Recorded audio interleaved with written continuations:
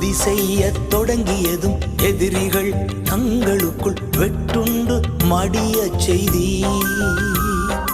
உம்மாலாகும் எல்லாமாகும், உம்மாலாகும் எல்லாமாகும். ஆகாதது எதுவும் இல்லை, உம்மாலாகாதது எதுவும் இல்லை.